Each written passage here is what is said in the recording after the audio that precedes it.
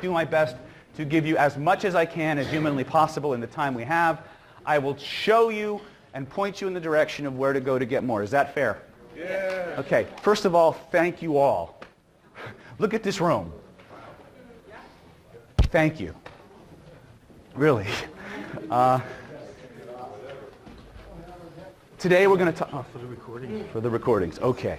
Just for you. Thank you. At least until you leave the room. Because I'm just obstinate that way. All right, I am flying without a microphone today, so if I start to squeal a little bit, you'll know why. Welcome to Instant Conversational Hypnosis. My name is David Snyder. Before we get into the meat of today, I'm going to do something I normally save till the end of a training or the end of a session, just to make sure that nobody misses it, because in the last 4 sessions I've done, you have been cheated on some amazing stuff, and I want to make sure you all get it. Is that okay? It's all free. But the last time I totally forgot to even mention it because I was so rushed and I was trying to get the content out. So everybody take out your cell phones right now if you have internet capability. Go to your browser, type in www.nlppower.com/HTL 2015. Now, while you're doing that, I'm going to explain something. For the last 5 years, since 2010, I've been running the longest ongoing professional skills development mentoring program that exists. We meet on the 3rd Saturday of every month, and basically what happens is you come in, doesn't matter if you've been doing this stuff for 20 years or 20 minutes, and I literally go around the room and I say, what do you want to learn today? What do you want to learn today? What do you want to learn today? What do you want to learn today? I go all the way around the room. I write the things you tell me on the board. I find the connecting threads. I generate the lesson plan right on the spot. And for the next 4 hours, I drill you on those skills until you can do them in your sleep. Okay? You pick the content. I provide the training. I've been doing that nonstop every month for 5 years. And I have videoed every single session. And I've archived them on the NLP Power website. To thank you for coming and filling in this room, I'm going to give you complete, free, full, unfettered access to all 5 years of it. Thank you so much. For free. And there's no delayed billing. There's no hidden cost. There's no delayed billing. It's just my way of saying thank you. Okay? And trust me, there are some people here who actually came up to the other day. I sit with you every hour for 4 hours while I have my tea. And I was like, oh, thank you. Right? But the content, some of it gets repetitive because a lot of people have the same stuff going on.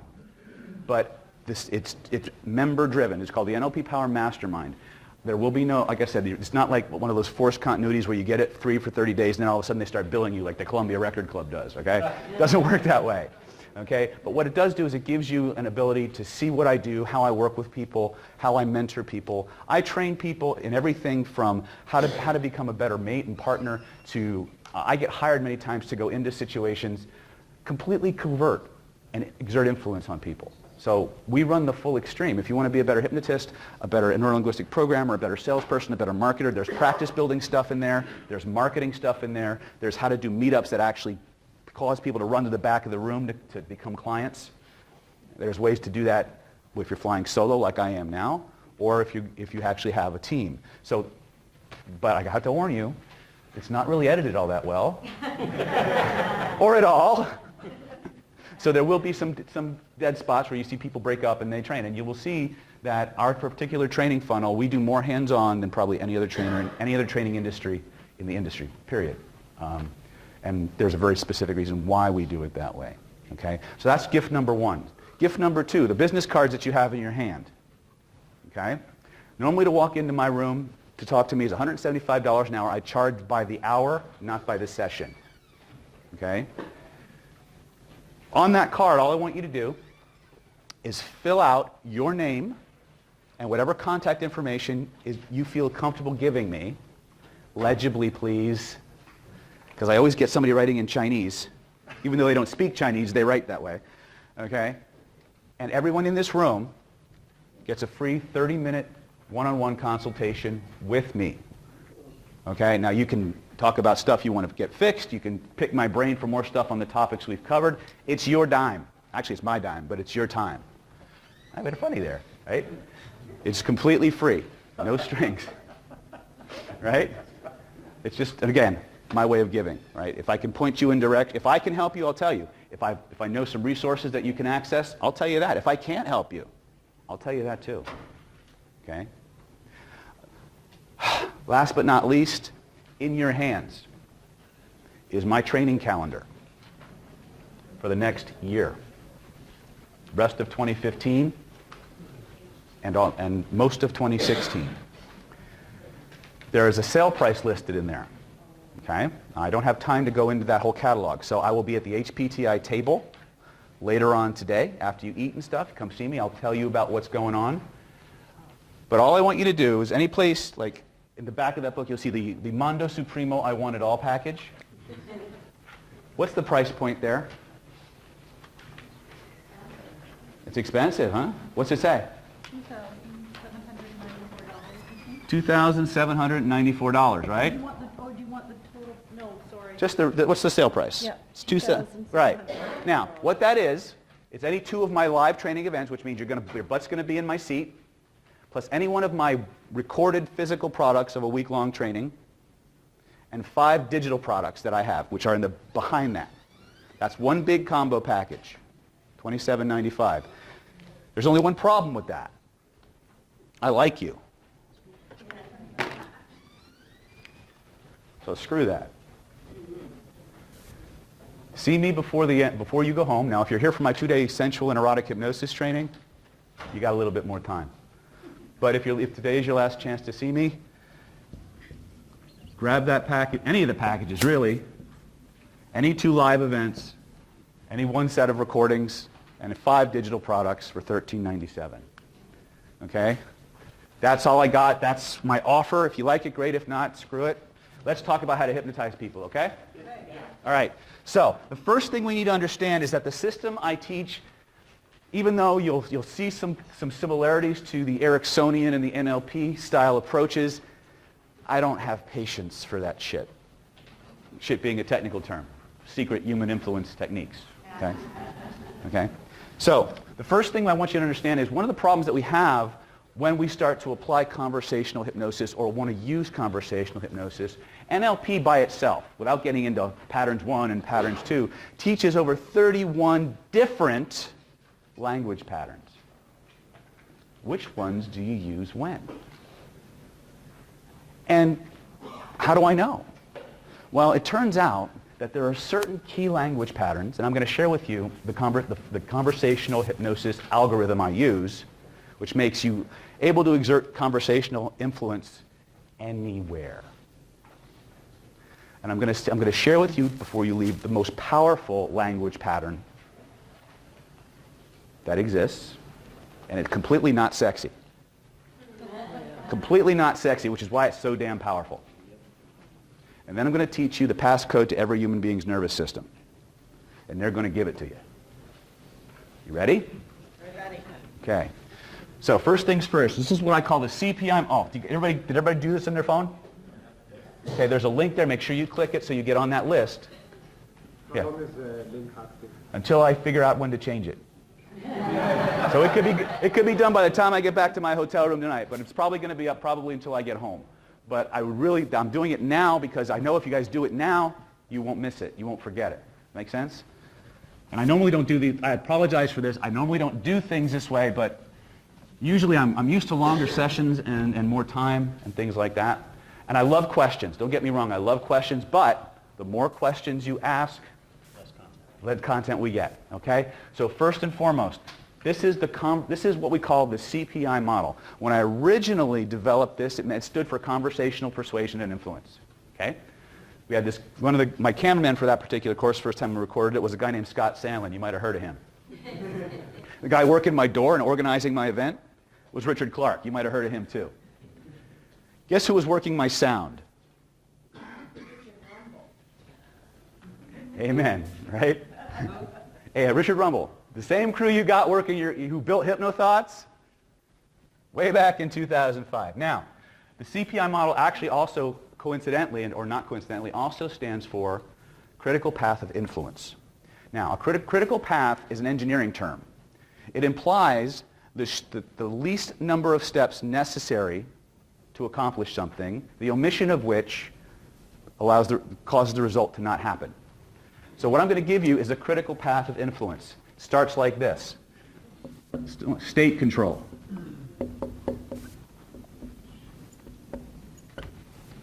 Rapport. Everybody's a critic. This is what happens when I stop being self-contained. Let me see if I got something. Uh-oh, they told me not to use the purple one because there was an Ericksonian class in here ahead of me. And so they're all kind of, you guys knew Erickson only has a peculiar kind of color blindness, right? So state, oh yeah. Moving right along.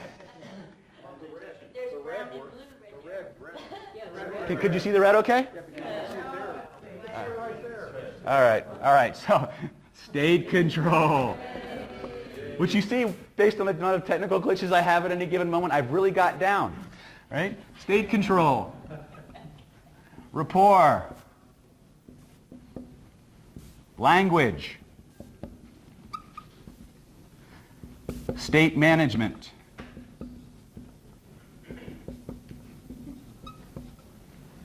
Process. Criterion values.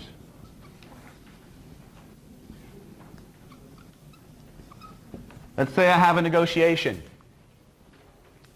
And if you're married, you've had intense ones, right? I need to get my state right.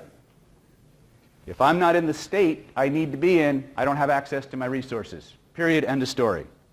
Nothing happens until your state is right. Now, if you've been at any of my previous breakouts, we spent a lot of time on posture and breathing, did we not? The fastest way to get into the state you need, first of all, you have to know what you want. You never go into any persuasion intervention or any dynamic without knowing what your outcome is.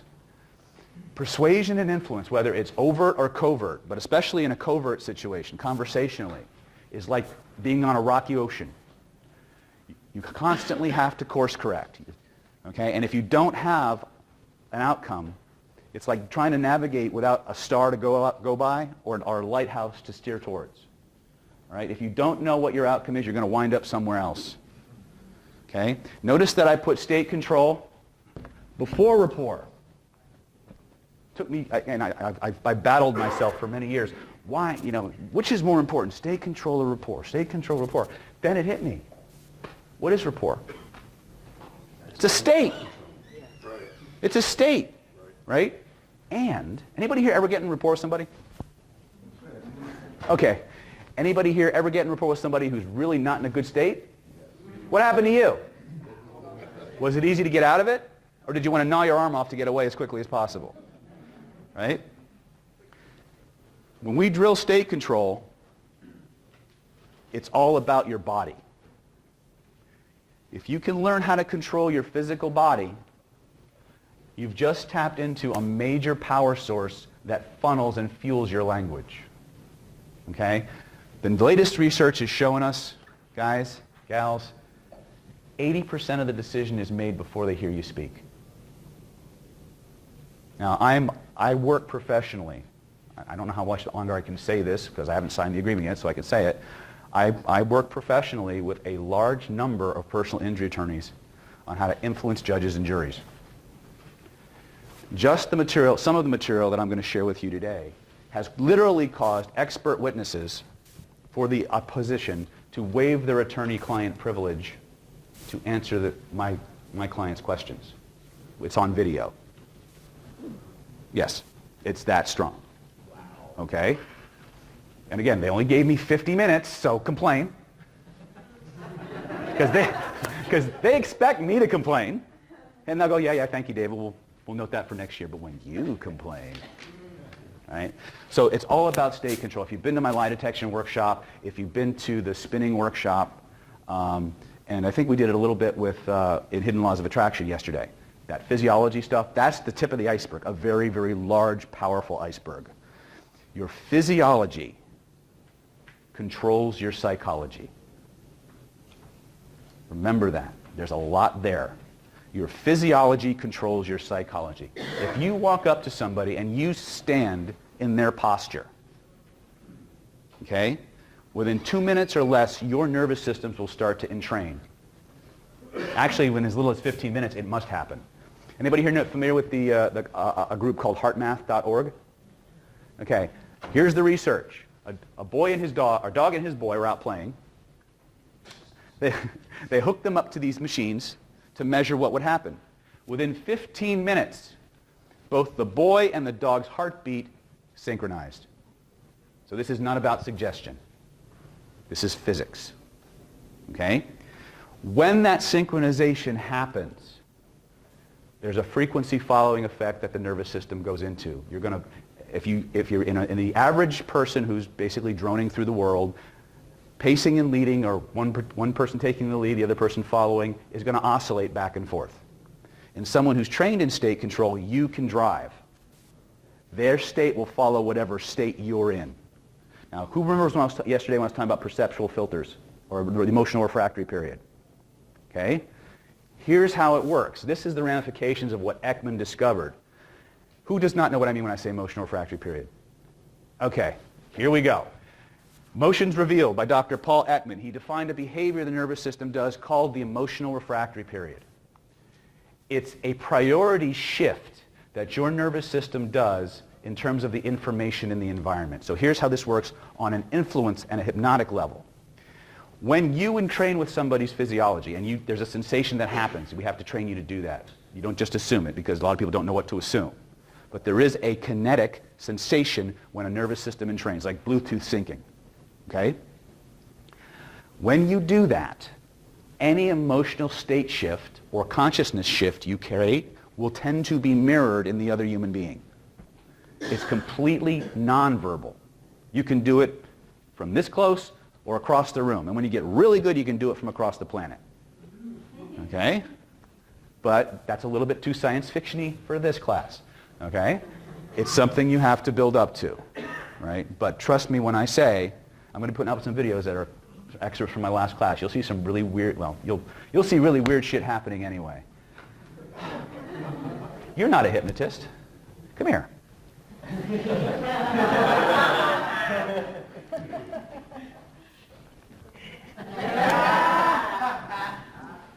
Did I mention I was a 9th degree black belt?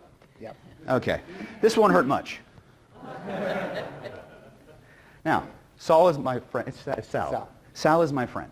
Okay? Sal and this gentleman here who's hurriedly writing notes have been saving my butt for the past 2 days. Okay? And so what I'm going to share with you is not hypnosis. It's not hypnosis. Okay? But it is state control. And it is rapport. So, now, human beings, we've all run into this thing called resistance in our practices or in our day-to-day lives, right? You know what resistance is? Fear? Fear, it comes in 3 + 1 - 2 categories. We automatically resist anything that threatens how we see ourselves. Anything that threatens our self-concept or our physical self, we inherently resist. We fight back against, cognitively. We automatically resist anything that threatens how we think other people will see us. You understand this? We inherently resist anything that conflicts with what we have accepted as true. Now, there's one more category of resistance. It's not actually resistance. It's more of a physiological phenomenon. It's called reactance.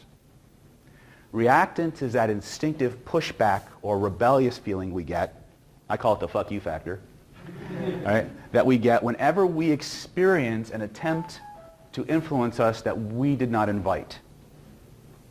So if I'm going to do a presentation on somebody or with somebody and they know I'm trained in NLP or hypnosis, even though what I'm saying sounds really good and it makes perfect sense to them, there's this little hesitance to go along with it because they know I'm doing something. Right? Because they know I'm doing something. So don't tell anybody you know this shit. Doofus here did that for 10 years. Hey, want to see what I can make you do? Oh, that didn't work. I can do this, though. Oh, shit. They want the other foot. Fuck it. All right. So if I have Sal up here, right, and I push on Sal, he wants to fucking come back at me, right? If I pull on Sal, he kind of resists. Just put your arms at your side. Come over here so you're in the camera. Okay. But if I love on Sal,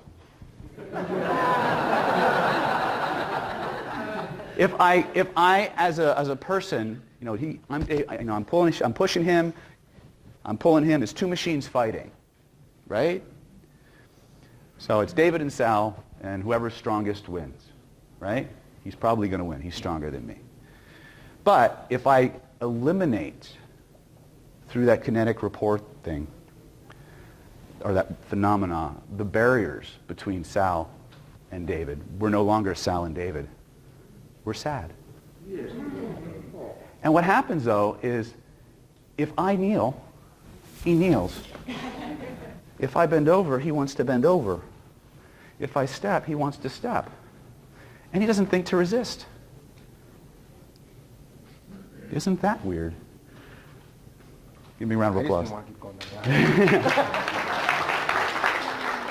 It's a neurological phenomenon, and it's trainable. It's not magic, although it certainly seems that way. You have to train the body, just like we train our language. And the more powerful your body states, the more powerful your language becomes. If you get the state control right, you can recite Mary Had a Little Lamb and it will be seductive. You can put people in trance with Mary Had a Little Lamb. No, I'm not going to demo it. But 80% of my persuasion and influence is done right here. I don't even have to use language. But if you ever find yourself in a situation where you do have to exert influence, or you have to be on your game, the first thing you want to do is ask yourself a question. Who do I need to be for that person to be who I need them to be? Who do I need to be? Right? And then remember a time when you were that person. Because you have a storehouse of memories in which you actually had those experiences. Remember where you felt it in your body. Point to it. Spin it faster. Stand the way you were standing. Breathe the way you were breathing. Let the state fully engage. Got it? Then go do your work. Now, back to the emotional refractory period.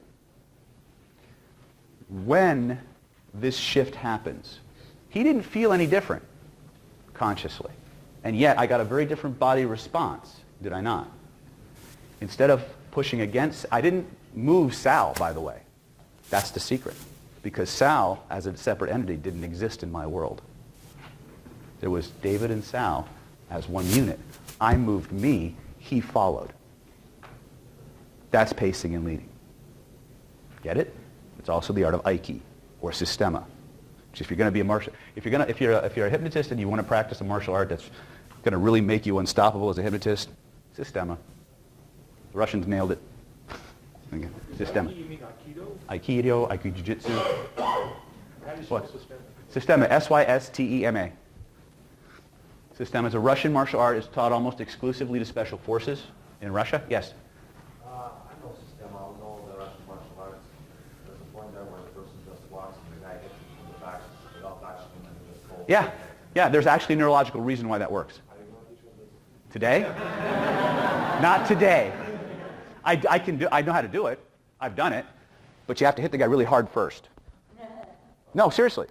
The systemic arts, the martial arts of Sistema has a different way of training the nervous system for combat than more traditional martial arts. There's pathways from the central nervous system to the amygdala and pathways to the neocortex that Sistema develops differently than traditional martial arts. If I hit you, and one will override the other.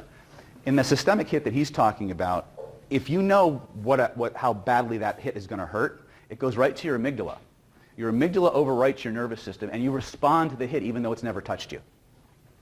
It's a major, major flinch response, but because it's a fear-induced trance state, you feel like you got hit. it's very cool, and it works. You get bruises? I've never seen bruises, but I never looked either. All right? But let's say we're going to, let me get back to this emotional refractory period thing so I can get on to the other stuff. Is this good stuff so far? Yeah. Having fun with this? Okay. The emotional refractory period. Every time your body goes through in an emotional state, first of all, your body is hardwired to try to maintain homeostasis. That means whatever state it's in at any given moment, it's going to want to try to keep it there. Especially if you come into the world with a stress level about 3 and nothing changes in your world, then your natural homeostatic level of stress will be 3. But if you move through the world and the level of ordinary stress starts to do this, you develop literally a set point for stress. And your body will work to maintain that level of stress. Okay? It's an aspect of the emotional refractory period. But what happens is, depending on the state that you're in, your perceptual filters shift. In other words, the priority you give to certain kinds of information changes based on your emotional state. It happens outside of conscious awareness, and it modulates everything that you do from that moment on. So, anybody here ever been in an argument with somebody? Okay. How about here? Anybody here ever shopped for a new car? Now, when I say new, I mean new for me, not necessarily new from the showroom, but maybe you've had this experience. You've gone out, you've researched the cars, you decided the color, the make, the model, the features you want. You go from lot to lot to lot. You find 2 or 3, you haggle over and over again. You finally cut the deal. You sign the paper, you're driving home in your new car. You look out the window, out the rearview mirror, and every motherfucker bought the same car on the same day in the same color. What the hell happened there? Right? Right? Welcome to the wonderful world of the emotional refractory period. Anybody ever have this? You've been in an argument with somebody. You go through the argument process. You settle the argument, and anything you say to them for the next 10, 15, 20 minutes pisses them off again.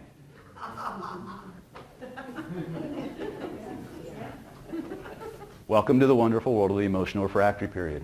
Anytime you go into an emotional state, that emotional state is like a little life form. It wants to live as long as possible, and it needs food. So without your permission, without your consent, it will change what you pay attention to first. It will warp your perception of reality so that you only give priority to the elements in the communication, in the environment or the situation that reinforce or re-trigger the state. That's how it works. Now, it's great from an understanding perspective, but think of the persuasion and influence ramifications of that. If I can entrain with somebody's nervous system, and I know I've got it, that I've been able to test it, I know when I've got it, and I know that once I have that sensation, that if I go into a certain state within a very short period of time without their conscious knowledge, without their conscious consent, their state will change too.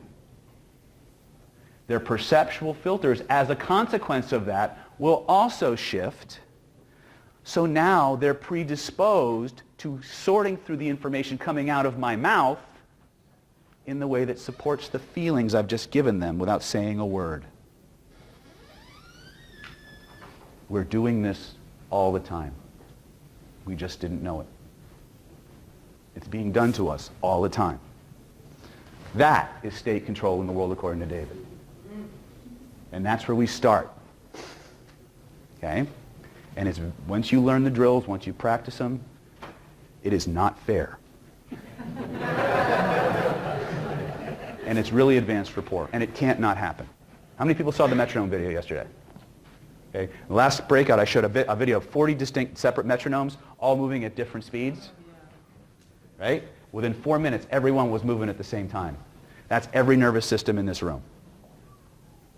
It's the law of physics, guys. It can't not happen. You just have to have the sensory acuity to know when it does. And when that happens, you can write your own ticket. Okay? Just an idea. Maybe it's bullshit. All right? Then we talk about language. Now, In my conversational hypnosis system, there are only 7 language patterns you need to know. You can parse that down to 2. 3, actually. Louder, please. Okay. How's this? So I'm just going to go ahead and give you the most powerful hypnotic language pattern that exists. You ready? Awareness. The awareness presupposition category. Everybody here know what I mean when I say presupposition? Not many. Okay. Yes. Okay, so the kinds of persuasion that I do and that I teach fall into 2 big categories. They are not mutually exclusive. But if you try to wax Ericksonian in a boardroom, they're going to show you the door. Right? My biggest challenge is I have a deep respect for what the Ericksonians do. I refuse to do it because I can't listen to it for more than a couple minutes without wanting to drive an ice pick through my head. But because a lot of Ericksonian technique works around 2 primary principles. A, confusion, and extreme vagary. Okay? Extreme vagary. You become a vagrant. Right? Now, the presuppositions I'm going to share with you are also vague, but they sound extraordinarily specific because you fill your own content into them. So literally, when I speak these language patterns, what I'm giving you, imagine this Starbucks cup, if you will, is clear. Okay? You can see right through it. When I speak some of these language patterns, it's an empty, hollow, transparent container. Through the process of presupposition, how your nervous system naturally functions anyway, you fill it with the content. Because you generated the content, you don't resist it. Because you didn't realize that you generated it, you assume I said it. That's how presupposition works. Everything that you think I said, you provided. I'll demonstrate that for you right now. I'm going to give you a very badly formed sentence just to cause enough cognitive dissonance so that you can understand what I'm saying. Okay? You guys ready? Boo, no. The giraffe that was blue had only 3 legs. Sped down the street and exploded violently. Now, aside from being a very twisted, LSD-ridden sentence, I'm going to ask you some simple questions about it. And I give pauses in there just to give you some chances to really create those representations. When I said giraffe, what color was your giraffe? That was blue. No. When I said giraffe, what color was it? Blue. Was it? Yeah. What color was yours? What color was yours? Kind of orangey. Kind of orangey? Yeah, normal giraffe. Normal giraffe. And then when I said that was blue, what happened? Oh, okay. Was that your experience? Yeah. That's my point, right? That's why I did the pause. If I say it too fast, you won't realize you've made a transition. You won't be able to parse the language, which is one of the powers of this. You can't parse it. You can't analyze it fast enough to beat it. But I want to show you what your brain is doing all the time. Okay? The moment you heard the word giraffe, your brain went, giraffe! I know what that means! And it did what we call a transderivational search in NLP. And it found every reference for giraffe in your nervous system and spat them all up simultaneously, and it picked the one that it felt was most relevant to the context. And it filled in all the data concerning a giraffe, including its color. Until I said blue. And then I said, oh, wait, edit! Right? How many legs did your giraffe have? 4. And then what happened? 3. We Cecil'd his ass, right?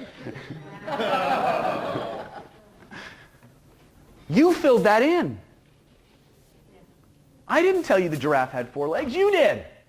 But because I said giraffe, you assumed you knew what I meant. That's what your nervous system is doing all the time, every minute of every day.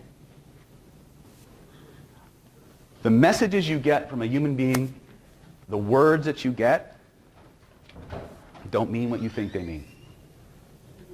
And yet they do mean what you think they mean.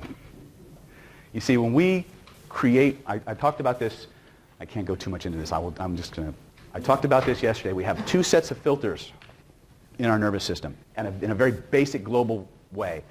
You have information that is vibrationally transmitted through the five senses. It is reassembled into a visual, auditory, kinesthetic, olfactory, and gustatory representation of the way the world is. It's still an interpretation. It's still a translation. But then that massive amount of information is sent through another set of filters. Your beliefs, your self-concept, your memories, your meta-programs.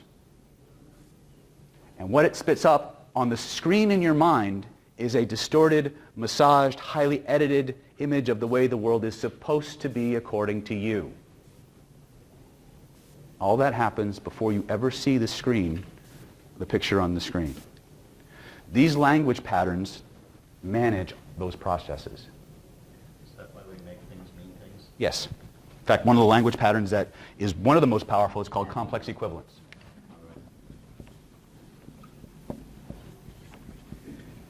Okay. Complex equivalence. Women, by the way, this is again the world according to David based on observation. Women tend to think predominantly first in complex equivalent. Men tend to think predominantly in cause and effect. If you've seen any of my YouTube videos, you'll often hear people, me tell this story that, guy's late to get to his kid's soccer game. Traffic was horrible. He had an asshole client. The boss made him stay late. He goes over to his wife, look, I'm sorry I missed Jack's soccer game. Trouble clients. The boss was a dickhead. Traffic sucked. That's why I was late. Wife goes, if you'd have loved your son, you'd have been there.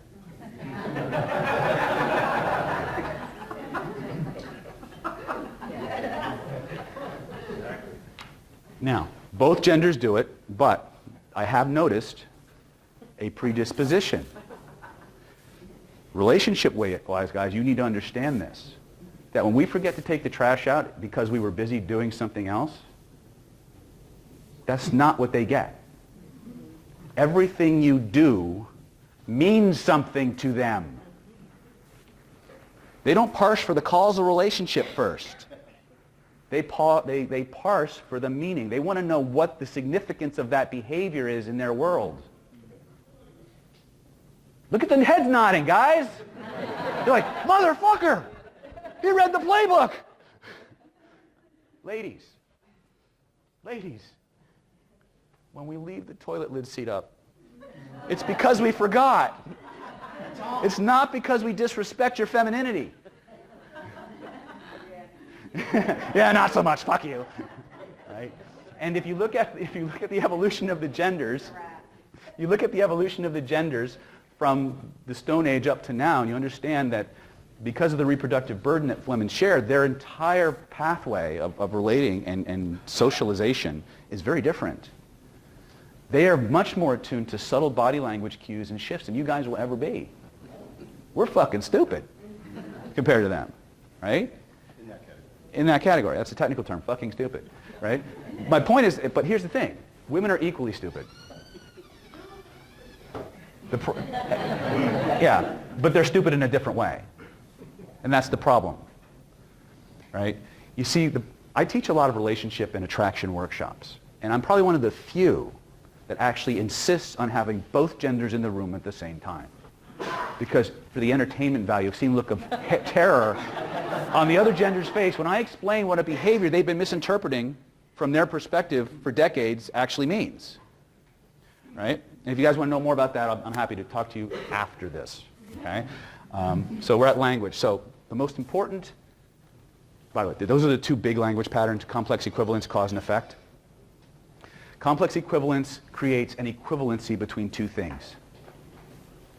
Okay? Time is money. Being at Jack's soccer game is equivalent to loving him. You understand the distinction. There's a formula for it, though. If you're going to use a complex equivalence, it's called the X equals Y formula. I'm sorry, X equals Y. Okay? X is a pace. Y is a lead. Okay? Now, who does not know or thinks they know what I mean when I say a pace? You don't know? Okay. Who thinks they know?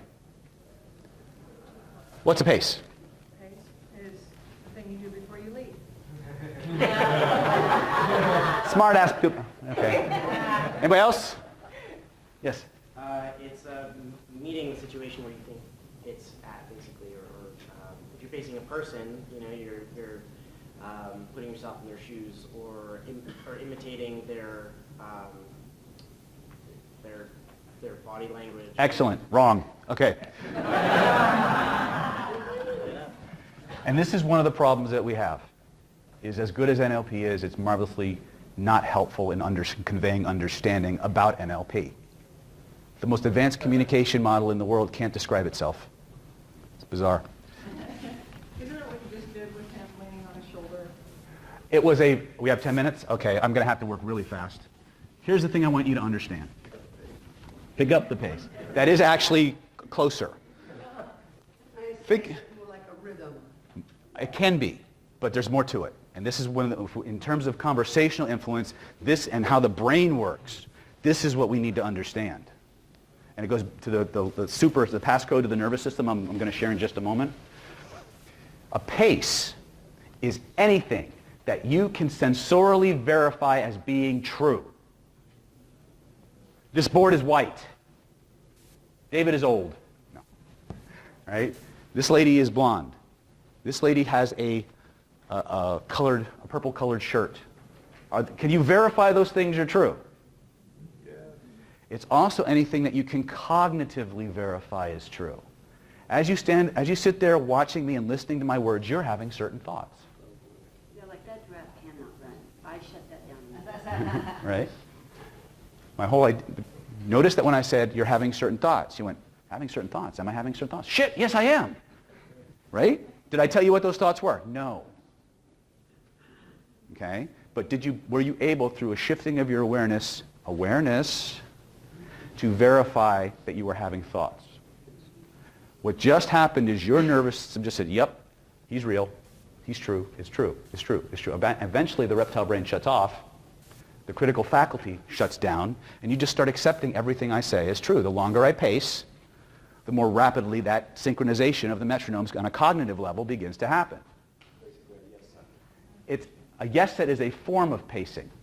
We need to get the order right when we talk about these things. A yes set is a kind of pace, but it does not have to be a yes set where I'm forcing you to say yes. It just has to be things that force you to sensorially or cognitively look at. I don't have to ask you to say yes. You understand the distinction? In a yes set, I'm getting you to say yes. I don't need to get you to say yes. I just need to get you to follow instructions. Get them to say, agree with what I'm getting them to do a sensory check and verify the reality of what I've just said. And as they keep going along with the agreeing of the... Within 5 to 7 paces, the critical factor checks out. Within 5 to 7 paces, the critical factor checks out. And if you slice the leads thin enough, they never tell when the pacing stops and the leading starts. Like now. Okay? So, that's pacing. When you think about creating a pace, anything you can do that directs their awareness to verifying the reality of what you've just said, trance. As true, though, right? It Has to be cognitively or sensorially verifiable as true. Okay? When we talk about rapport skills and we're copying physiology, okay, we're becoming as much like them physiologically as possible, right? When we start drawing their attention to this, by the way, who was at my lie detection workshop? I started talking about the 3 magic questions. What was the first category of question?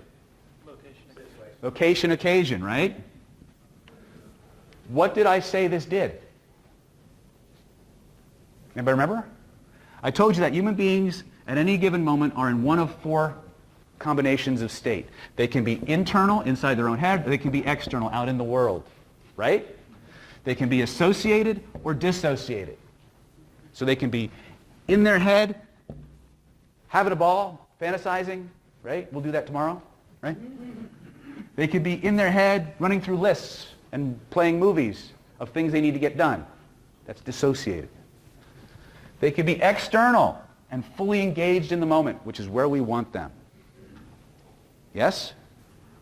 Or they can be external and disengaged. A lot of your first responders master this. They have to go into that aware but detached state.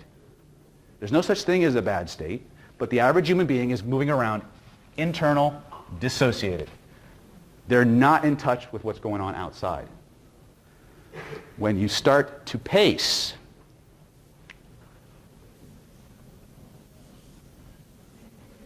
they become external associated.